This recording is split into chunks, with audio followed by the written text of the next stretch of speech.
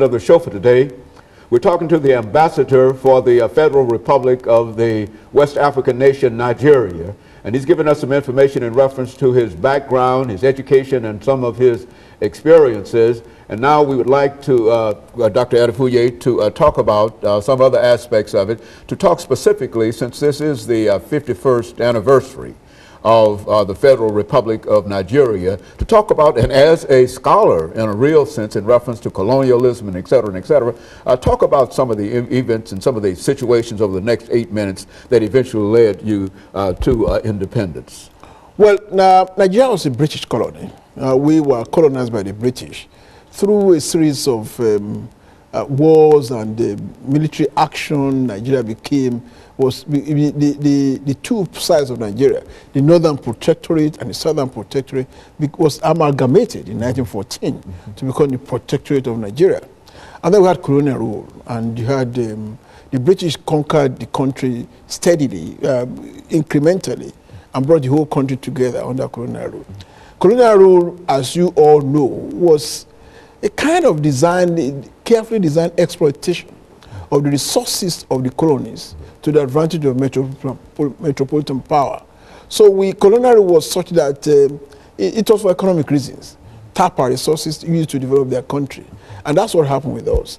And we took part in the First World War, the Second World War on the part of the British.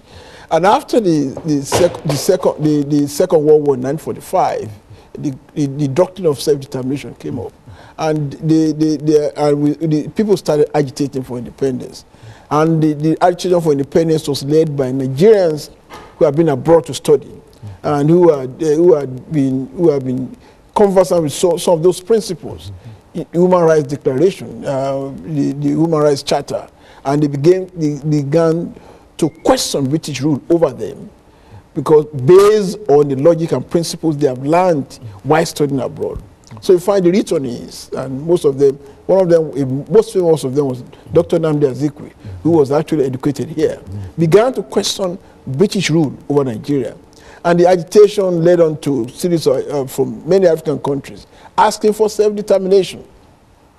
More so as the UN, when it was conceived in when it came up in 1947, began to advocate for self-determination. So Nigerians also asked for self-determination. And so many African countries began to achieve independence. In 1957, Ghana was the first one. And then in 1960, Nigeria ultimately attained independence from colonial rule. And the green, white, green flag of Nigeria was hoisted to replace the Union Jack. And then we became independent as a nation in 1960. So we became independent in 1960, and we operated a British system of government, Westminster model, parliamentary democracy.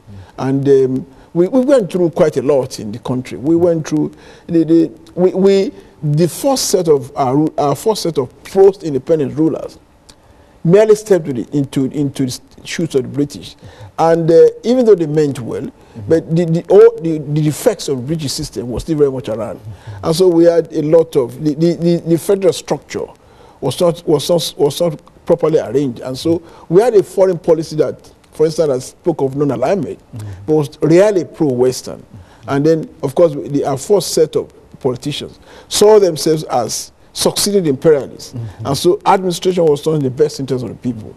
That led to agitation among the various political parties, leading to the first overthrow of the civilian government, and then a civil war, which we fought 1967 to 70.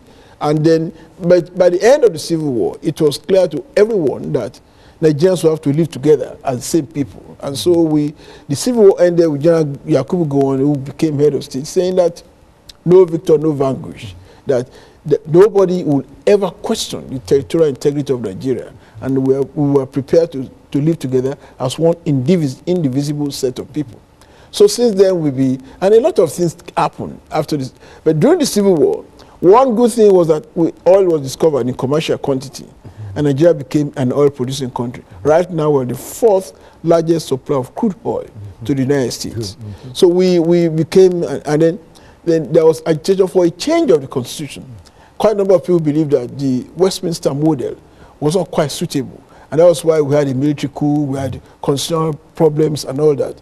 And then we decided to adopt the American type Republican Constitution.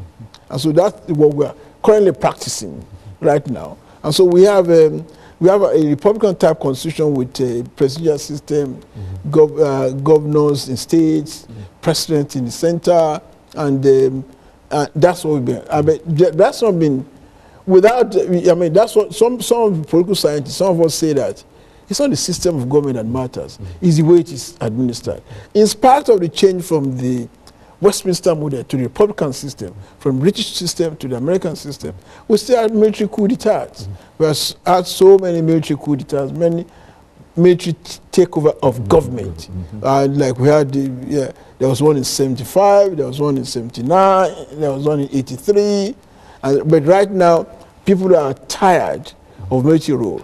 Since the collapse of the Berlin Wall and the end of communism and the wave of democracy all over the world, people are now beginning to question the rationale for military rule. So we've got to a system whereby democracy as a system of government has become established in the country. And we may have our problems, but we will not allow any set of soldiers to come and take over and take over anymore. And so democracy has come to stay.